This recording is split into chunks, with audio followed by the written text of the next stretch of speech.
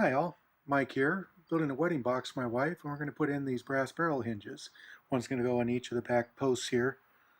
So anyway, that's an idea of what they look like closed and open, and basically just a little simple lid on the top. The lid will have the couple's name and date and a little 3D set of rings that's carved into it as well. So anyway, let's go ahead and get this done real quick and enjoy.